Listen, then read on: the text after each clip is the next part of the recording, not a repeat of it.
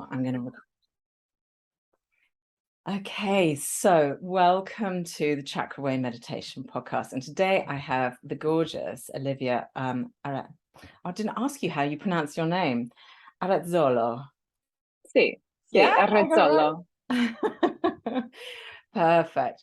And Olivia is a sleep expert, Australia's premier sleep expert, even though she's currently in Italy. But so the reason why I wanted to talk to you, Olivia, is because out of all my podcasts that I do, the meditation podcasts that I do, one of the most popular, I think the top one is manifestation meditation, which kind of figures, you can understand that one. But the next ones are my sleep meditations. And obviously, sleep is a big issue for a lot of people. And, my soothing tones make people drift off.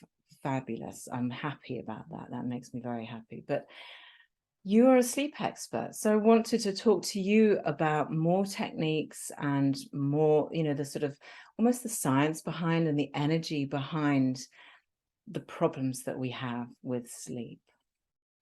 I would be more than happy to share that. And yeah, I feel like it's so valuable to, understand the science, because then you really get an appreciation about why sleep is so valuable, and, it makes it a greater priority for you. So yeah, I would love to dive in, and I'm happy to be led by you in exactly what you would want to find out. Well, first of all, I'd be interested to know how you came to be a sleep expert. You've obviously had your own journey with sleep issues. So let's start there, because then that's obviously going to relate, I'm sure, to lots of people who do have issues sleeping. Sure. To be honest, a lot of people, they assume that and they think that, but I actually haven't had my own sleep issues. What I have had though is a lot of mental health challenges, anxiety, depression, anorexia. And that's sort of started in when I was in my teens, around, it was really bad around 14. I tried to take my own life. Fortunately, I didn't. Um, and then 16, I was hospitalized with anorexia for a good 6 weeks as an inpatient and 3 months as an outpatient. Right. So there was a lot of resistance to, get better. And there was a lot of the things that I recall me saying to myself, I hear from my sleep clients, and I hear from other people struggling, that, you think that nothing's ever going to get better, and you think you're always going to be unwell, and you think that everyone else has it sorted except you. And so, these were the things that were ruminating in my head. And eventually I sort of realized that if I didn't put more energy into getting better than staying sick, that I was going to be one of the other girls in the hospital wards that I was seeing, that was just going to be revolving in and out for the rest of my life. And I realized I didn't want that. And so I thought, I really have to try and get better. I really have to step up and go and move forward. Otherwise, I'm just going to stay here, and here is awful right now. Yeah.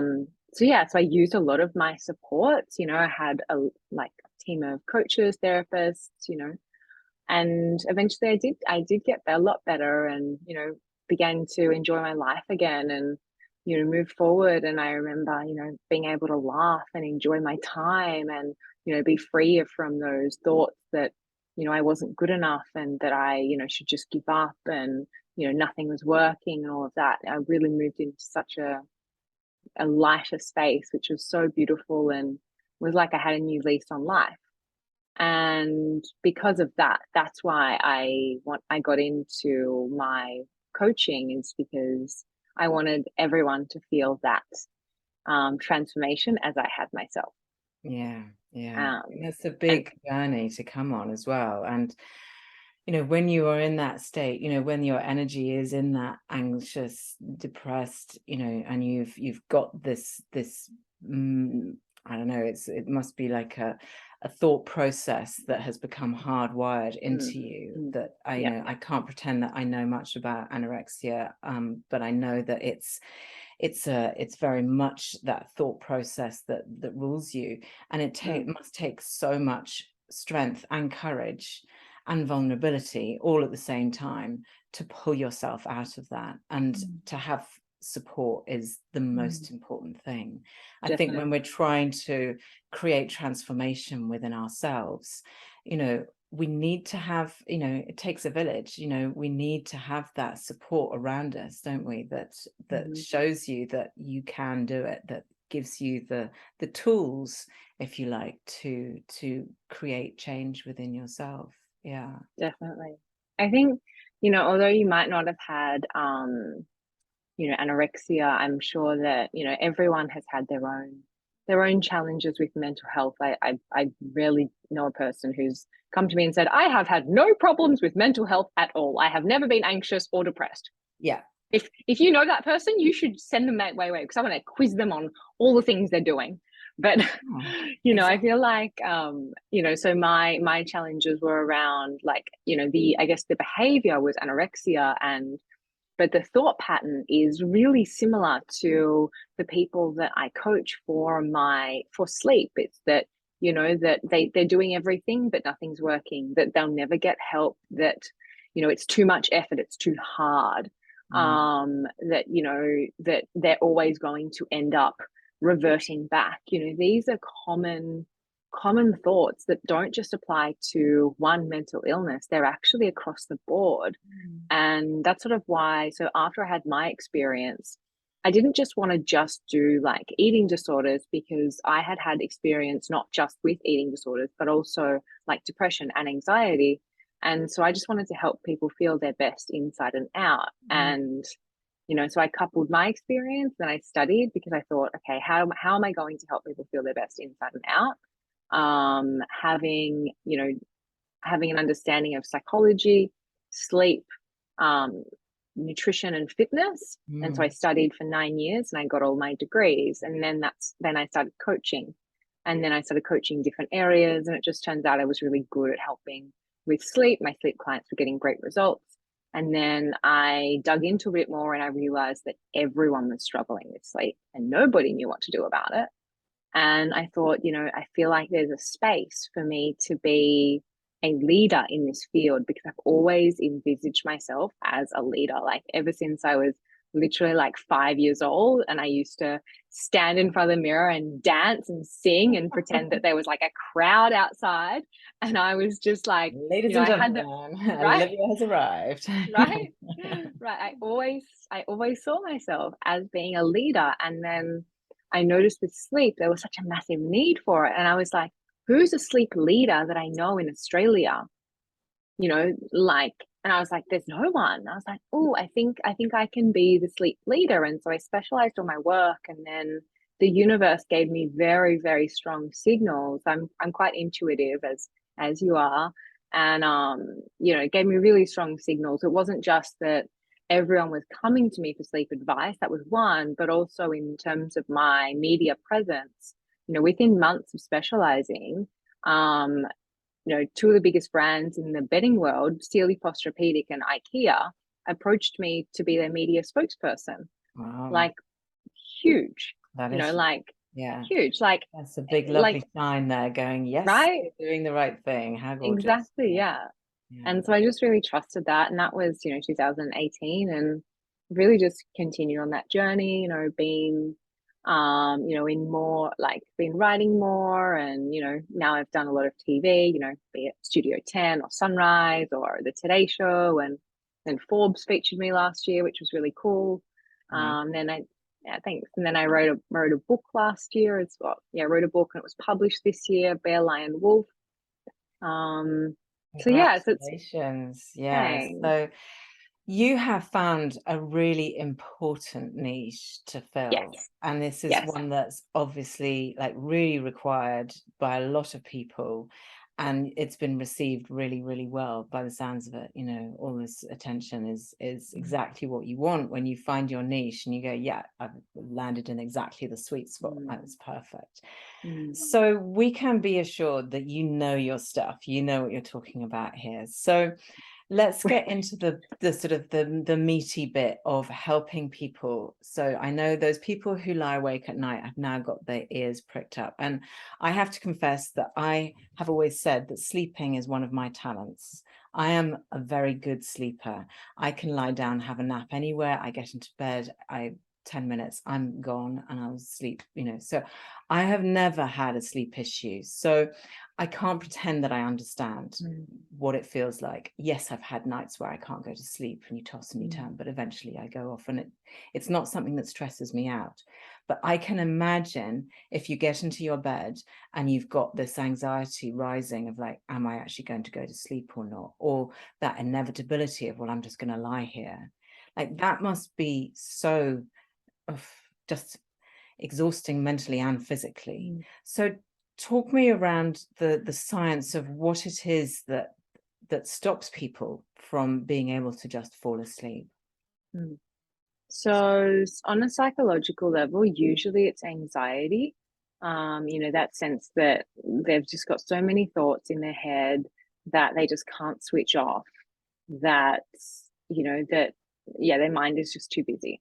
You know, there are many reasons why we have that anxiety. You know, it's like it might be due to our overwhelming schedules, you know, that we don't make space for breaks throughout the day. And so that by the time we get to the end of the day, the brain is still in that very fast paced, you know, high brainwave activity.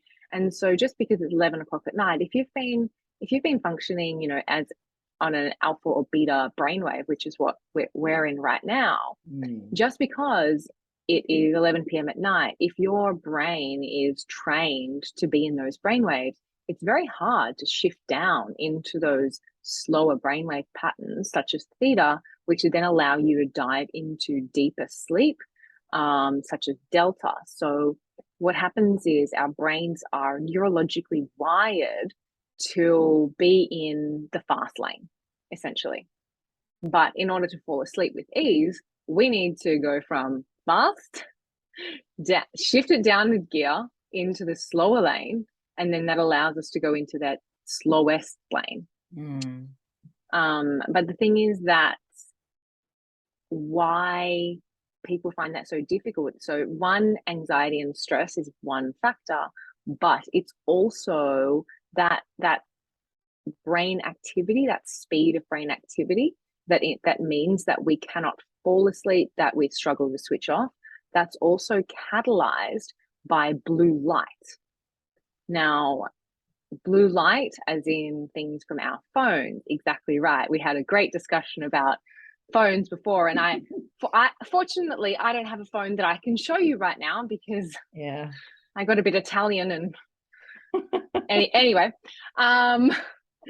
So phones are extremely bad, as are regular ceiling lights, as are computer screens, as are Kindles, as are TVs. Now, blue light suppresses melatonin, our primary sleepiness hormone. When back yonder year, the absence of light, which is normal in the evening, allowed our body to produce this sleepiness hormone, melatonin. That is a signal why we fall and stay asleep. However, humans got really smart and we think, we can have light whenever we want. Artificial light, devices 3 centimeters away from our phone. So then all of a sudden, we're getting our brains, because our brains haven't evolved just because we have artificial light. Our brains are still neurologically wired. Light equals be alert. And so we've got light everywhere in the evening. So our brains are thinking it's time to be alert and awake. And so therefore, all of the thoughts those thoughts, you know, those, I've got to do this, I have to do this, I have to do this, just because it's 11 o'clock at night. The brain has no idea that it's 11 o'clock at night because all it knows is that there's light everywhere, therefore I should be alert and awake. Yeah, yeah.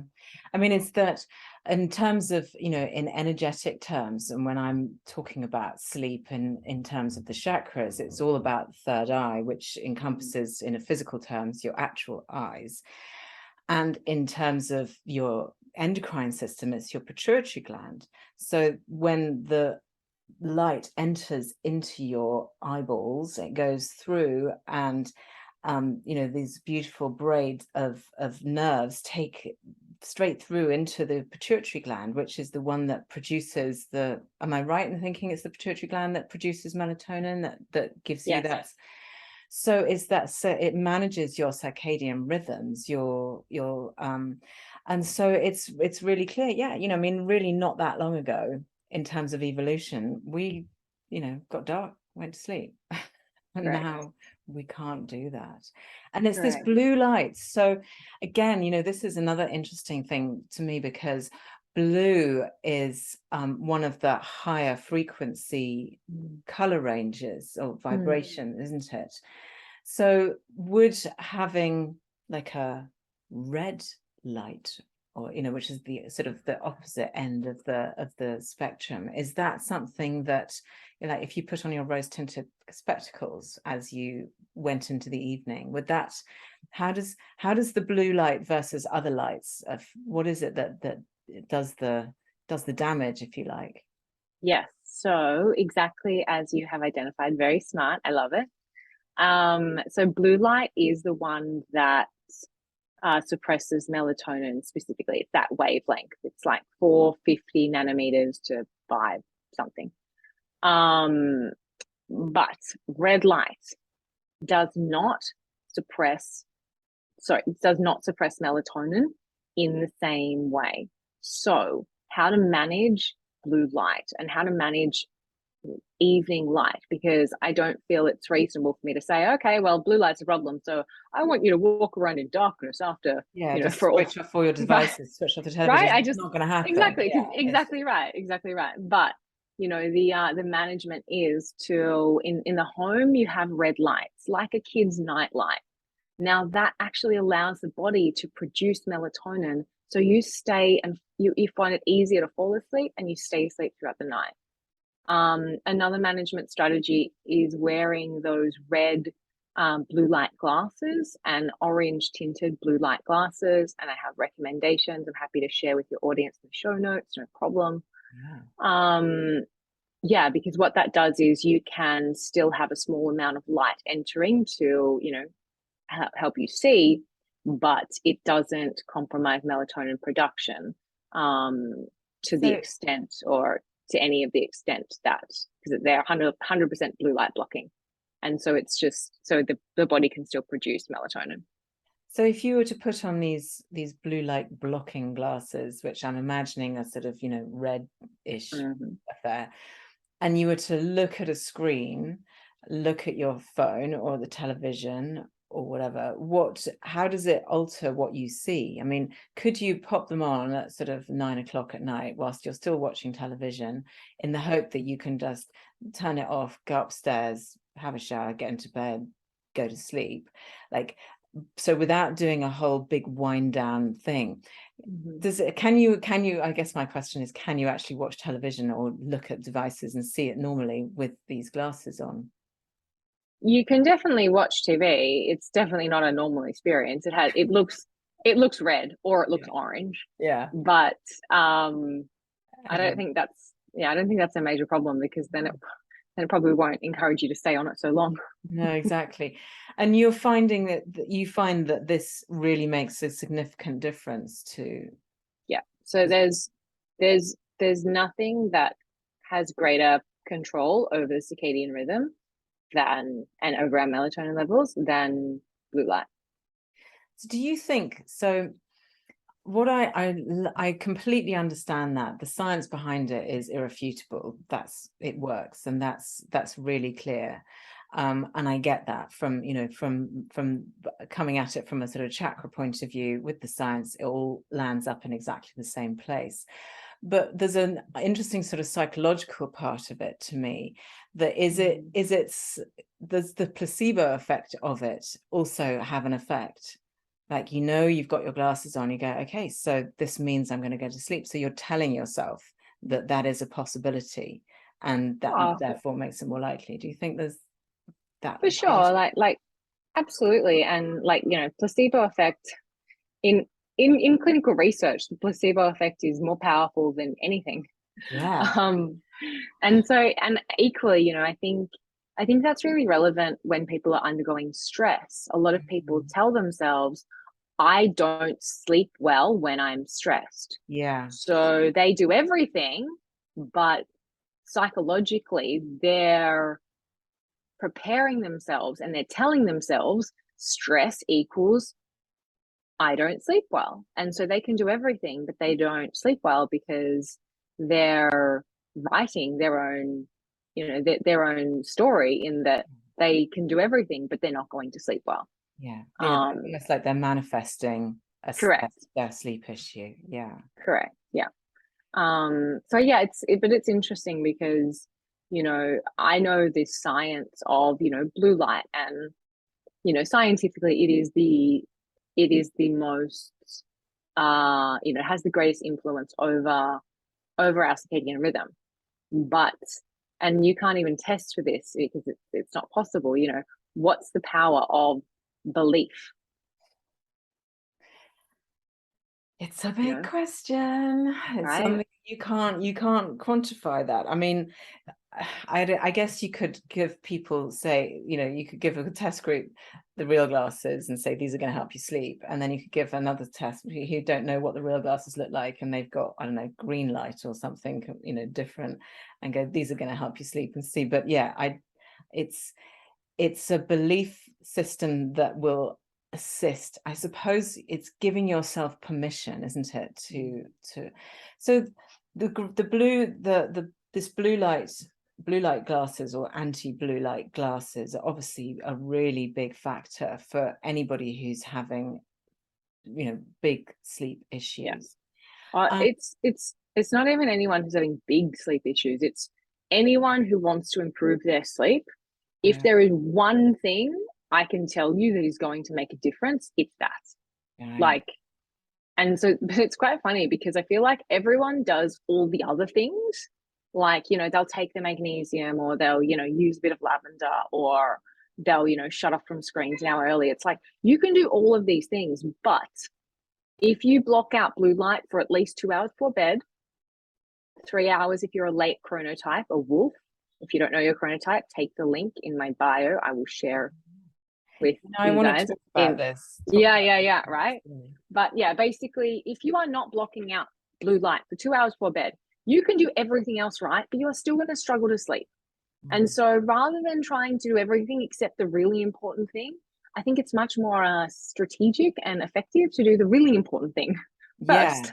Yeah, You know? absolutely. Absolutely. And Yeah. so sleep quality, I mean, the quality of sleep affects us hugely. We all know how crappy we feel if you get, if you go to bed super late, or you wake up super, whatever, if you don't have enough sleep, how bad it is. But there's been a lot of studies recently, I know, that really show very significantly what not sleeping properly does. And also the other thing I want to ask you about is that there's a lot of studies, every so often you read a study that goes, yeah, 8 hours is absolutely what you need, and then another one that goes, no, six or seven is fine, and other ones that go, yeah, if you get 4 or 5, then you're good to go. So in your opinion, what is, or is it different for everybody? What is the So 95% of the population needs 7 to 9 hours.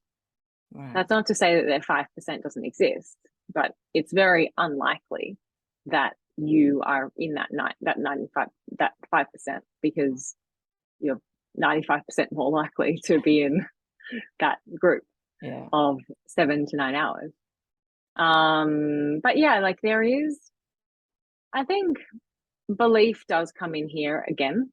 Like some people tell themselves, no, I only need, 6 hours sleep. Mm. I think that's one factor. Another factor is that the way that sleep deprivation affects the brain is that it primarily impacts the frontal lobe, which is responsible for decision making and judgment. So usually you're sleep deprived, but because you are sleep deprived, you do not have full cognitive awareness and capacity to make reasonable judgments. So you think you are doing okay, but actually you are not. But because your brain, that brain region is impaired, you are completely unaware. Yeah. I think, yeah, that's a big factor. Yeah, your judgment is impaired. And I think another factor is when you don't sleep enough, your stress hormone cortisol increases by around about 37%, and that's even after just one night of insufficient sleep, which is huge. So what this does in terms of the brain is it makes us more irritable and more emotional, less stable, and it increases the likelihood that the decisions we make will be more reflective of decisions based of you when you're in that fight or flight mode, which is that they don't necessarily make sense. They're very short term, poor judgment again.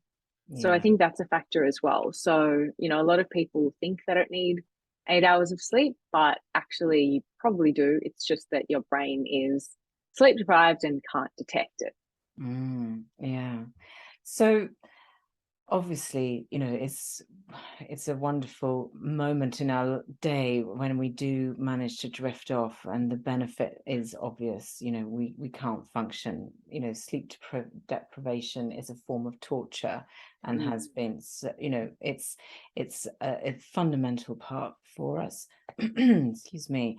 So what I wanted to ask you about what the difference is scientifically between somebody who just finds it difficult to go to sleep at night and has anxious and insomnia, and I know that some people have insomnia in that they go to sleep fine, so they get into bed, they go to sleep, maybe 3.5 hours, something like that, and then it's 1, 2, 3 in the morning and they're wide awake.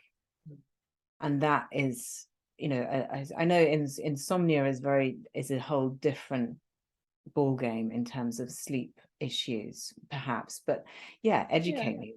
How do we deal with that? What is it? And because if you can go to sleep, but then you wake up having had not sufficient sleep, why is that? And how do we deal with that? Well, loaded question there. Yeah. Sorry. Okay, so that's all good. So first, insomnia. So look, I'm a bit resistant to, labels, because really insomnia is just a label, just as in, do you have clinically diagnosed depression, or are you just depressed? Well, it doesn't make a difference. In terms of insomnia, like, even if I don't meet the clinical criteria, which is that, I've had difficulty sleeping, at least three times a week for 3 months. It's like, even if you don't meet that criteria, does that mean that you do not have a problem, or that you should not try and improve your sleep? Not at all. I just as equally as in, just because you may not meet the diagnostic criteria for an anxiety disorder or depression doesn't mean you don't have a mental health problem. It's so insomnia. It's right. Yeah, it's true. It's just a it's just a clinical term of of categorization system. But it's a label that people fear, and it's a label that people are given. If they go to their doctor with, I'm exhausted, I can't sleep, and the doctor will go, oh, you've got insomnia, here, have some pills, these will help you sleep, or whatever it is, but it is a buzzword. It is a label that is out there, and people, quite, they fear it, I suppose. So it's really nice to hear you say that actually that is all it is a label. Just a label. Mm. And I think you know, it's a label that help others categorize us. So the doctor says, well, you're an insomniac, because then they can put you in a box. But my problem is with labels like that is, I don't care if you are clinically diagnosed with insomnia or not. If you are coming to me and you're saying, I have a problem sleeping, then that's a problem that I want to fix. I don't care if it's most nights or it's 3 times a week for the past 3 months. I don't care. Yeah. You have a problem. Yeah. But also, it doesn't, you know, I have a very holistic, you know, perspective on health. Just because it's not a problem doesn't mean you don't want to improve it. Yeah. You know, like what about those individuals that, like, biohackers? They don't necessarily have, or, you know, people who just like to optimize. Just because you don't have a sleeping problem doesn't mean you can't use these tips and tricks to get better sleep and experience a better quality of life. Yeah. But looping back to your question, you know, I think anyone, you know, with a sleeping problem, it can range from being unable to fall asleep, being unable to stay asleep, you know, waking frequently through the night, or even just waking once and being unable to return to sleep. It can also manifest in, you know, waking up and sleeping really lightly all night, so you still feel exhausted when you wake up. It can also be that you're exhausted throughout the day. You know, these are all signals that you are not getting the sleep quality you need, and that's just in terms of your energy levels. You know, if you think about mental health wise, like if you're feeling continuously flat and fatigued, and then on the other hand you might be feeling really anxious and stressed and wired but tired. Yeah. You know, cognitively, if you're making lots of mistakes, if you have that chronic brain fog, if you are experiencing memory loss, if you are, you know, physiologically, if you are constantly getting sick, if you are sorry, I just lost my train of thought. If you're constantly getting sick, and even there's a lot of clinical links to physiological conditions, including like obesity and being overweight and heart conditions and type 2 diabetes and cardiovascular conditions. All of these, and this just shows us that sleep is really important. Yeah. You know, like it's something that we take for granted. You know, right? we as a you know, society, I think we take it very much for granted, and we don't, you know, some people, I guess, you know, their bed is their absolute haven. I'm like that. I love being in my bed. But your description there of all the different issues that surround sleep leads me on nicely to ask you about these types, which is the title of your book, Bear, Wolf, Lion, Wolf. Bear, Lion, Wolf.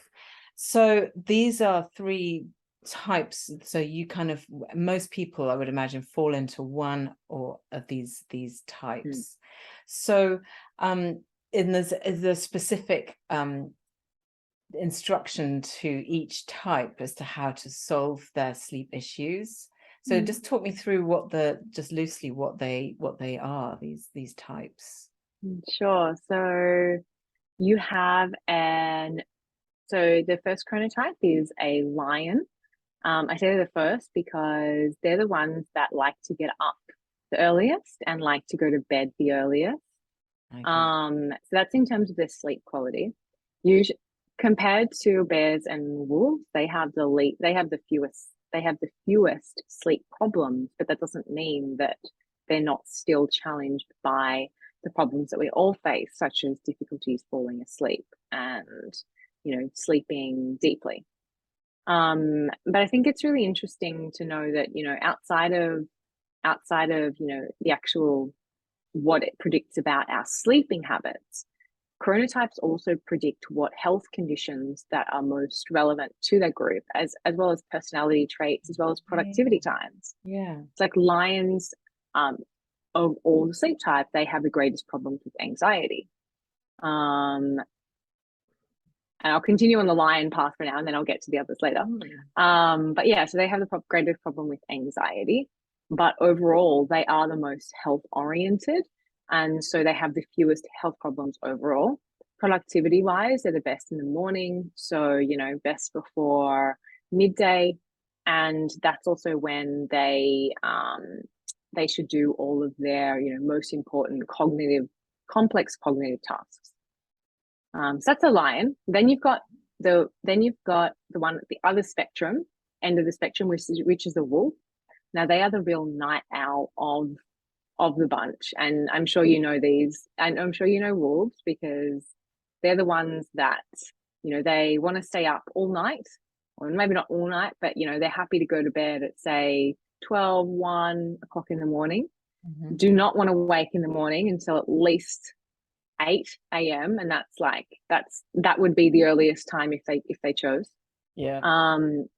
These individuals, because so they actually have the greatest sleep problem, so they find it's really hard to switch off in the evening and wake up in the morning. And this is because they have, on a biological level, what's called a delayed circadian phase. So although it is 10 p.m. or 11 p.m. by the clock time, as in on our watch, internally they have a delayed phase release of melatonin, that sleepiness hormone, which means they don't produce the peak melatonin until much later in the evening, which means that when they're asked to go to bed at say 10 or 11 o'clock, they don't have the physiological signals in their body to actually fall sleepy. So this is like most teenagers then.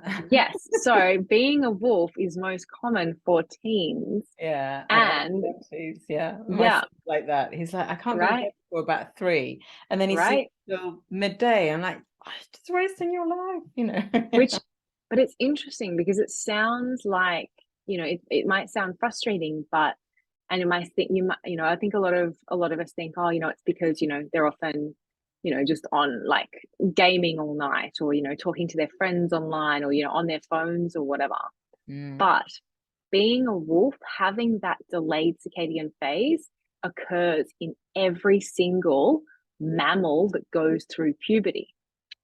Really? So it's the biological changes that happen within the brain, in a brain area called the SCN, which actually delay that release. And so what happens is, you can take away all the blue light, all of the devices, all of the screens, they are still going to have that delayed phase. And so I feel like this really needs to be communicated, because I feel like teens have, it's actually really hard for them to go to bed, and it's actually like not really their fault. Yeah. No, a lot of what teenagers get harangued for is not really their fault. It is all down to their poor hormones and their development and everything. But no, I mean, talking about my son, I know how he's really productive during those hours, between I'm like, no, I'm going to bed, it's like 11 o'clock or whatever, and he's up for another 4 hours, but he gets stuff done during that time, and he's not exactly anymore, he's 22. So no, it's relevant. But then so that's the other end of the spectrum. And then we have in the middle of those two, which are the majority of people, which are bears. Bears, they like to rise usually around 7, go to bed usually around 11. Because sleep problems are so widespread, a lot of bears do have typical problems with falling asleep and staying asleep. For energy wise, they find that they have stable energy, but can struggle to wake up in the morning without a coffee, and also have that they very commonly have that 3 p.m. slump. And so a lot of bears have problems, because to get through that 3 p.m. slump, they'll usually use caffeine, and then that compromises their sleep that night. And in terms of health conditions, the most common for a bear is actually burnout and depression. So they're the ones that the energy compared to the other two is the lowest. So this is fantastic. I love that because it's very clear and we all can see those three types and understand them very clearly. But as I think I'm probably a fairly typical bear, and so what I would love to know is if you've got any tips, and I want to come back to have more tips about finding your sleep rhythm and how you get into, you know, a really good, lovely sleep pattern. But first of all, have you got any tips for that 3 p.m. slump? Because I know that I have that. I generally have a cup of tea. Being British, I will have a nice cup of strong English tea, and that sorts me out for the rest of the day. But if I'm particularly tired, of course I reach for a biscuit. I go for something sweet, you know, and that, it lifts you, makes you feel better in that moment, but literally within a half an hour I'm just like, oh, I just need to go to sleep. Like, seriously, I could just nap now. So that's obviously best avoided, like the sugar, blood sugar going up, and then you have the inevitable crash.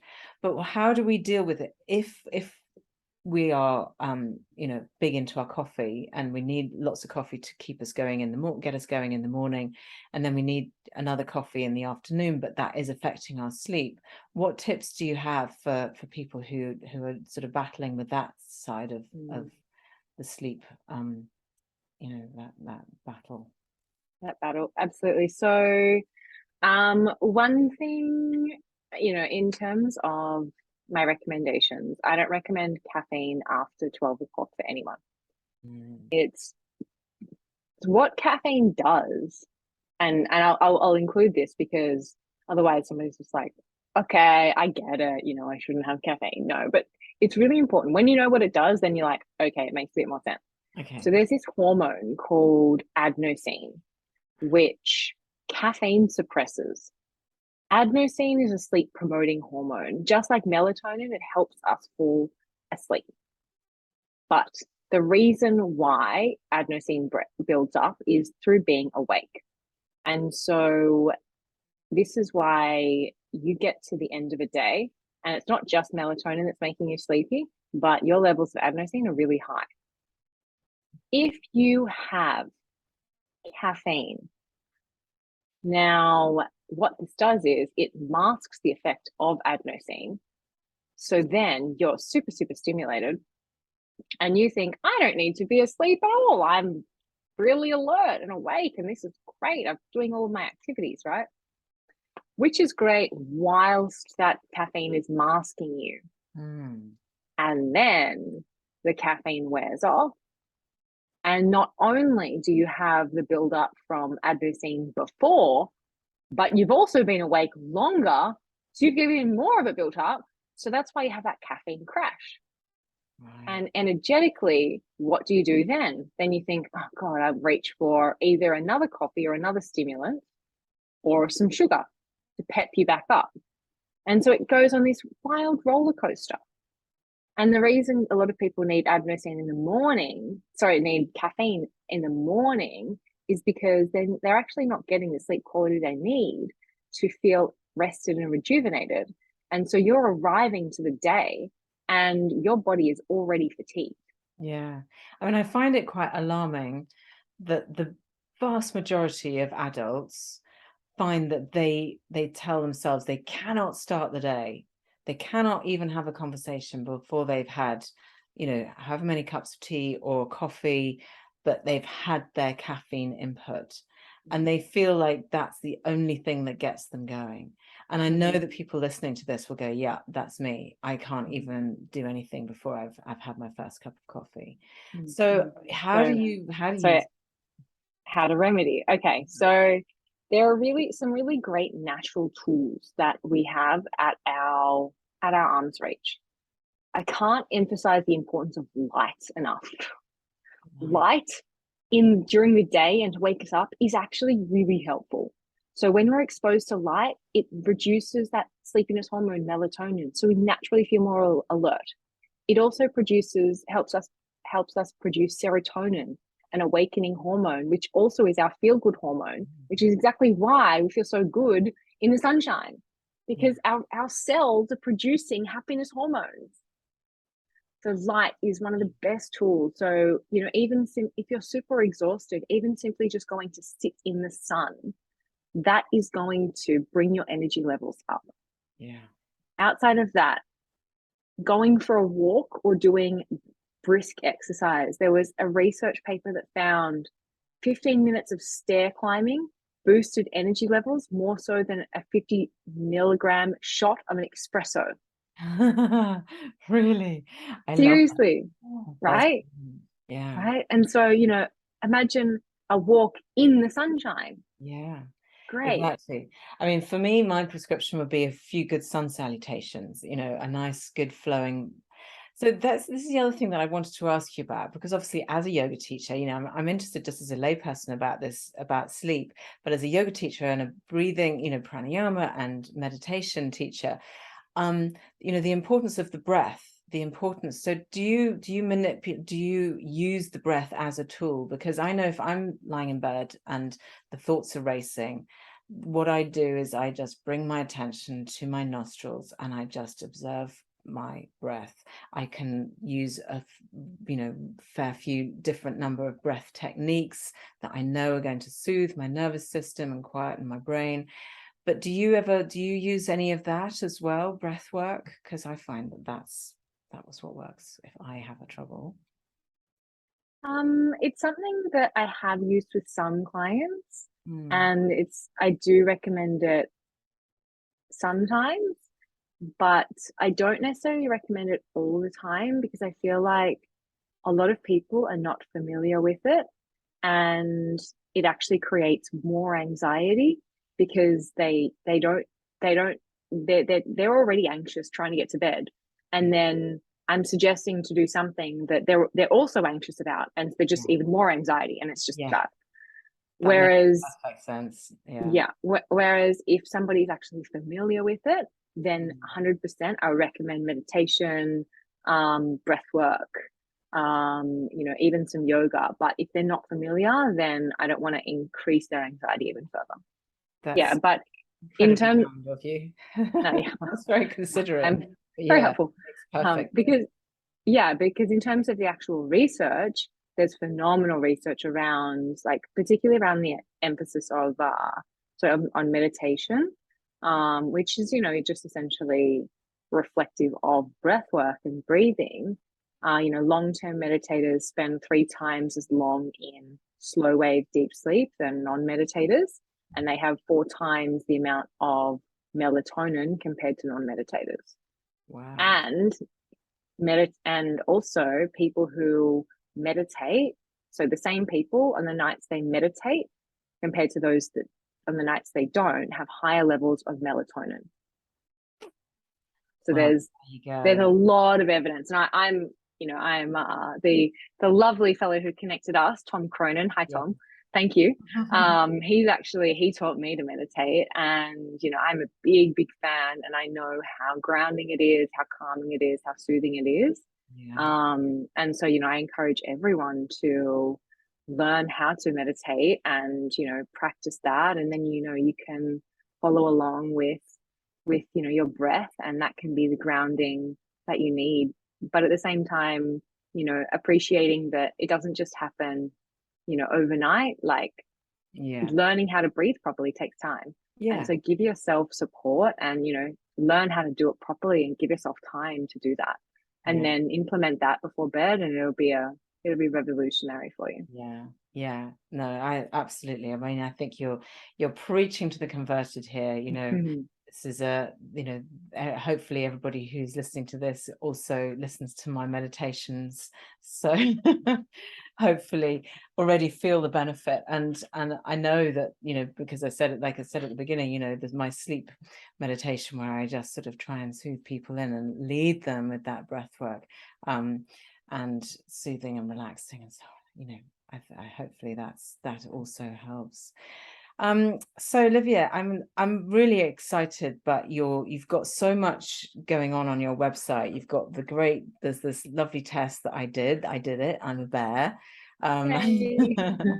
And I've been getting all your beautiful emails that come through. Ah, They're lovely, and they're so supportive, and it's really nice actually just to have that, especially when you've talked to somebody, to have that, they're little dropping into your inbox and just going, hey, I'm here for you. And so I recommend that everybody go and check out the show notes and log on and do their test and find out what type they are, because as Olivia rightly says, there's so many things that you can do. And even if you sleep well, it's so important to increase the efficiency of our sleep, because we spend, I don't know, you'll tell me, how much proportion of our life do we spend? 1/3. A third of our life sleep. And it's such valuable time for, what do we do when we're asleep? All of the things that we've just said, Process. helps us mentally, physically, emotionally. Exactly. So thank you so much for joining me today, Olivia. Thank you. It's been such a pleasure, and definitely the best part of my day so far. Oh gosh, well, that's really sweet of you. Thank you. Knowing how your day's been, that's not a huge compliment, but I'll take it. But thank you for It's been joining super me. beautiful. Yeah. Thank you, and I cannot wait to hear everyone who listens. And if anyone wants to find me, taking my test, I would love to know what your sleep type is, and connecting to me on Instagram as well. If you type in sleep expert, I'm usually one of the first pops up, or I'm Olivia Arezzolo. We'll put in the show notes. And yeah, really would love to hear any feedback from the show, or what the best takeaway is, and just hear from all your community. That would be wonderful. So yes, get on it, people. Thank you so much. Amazing.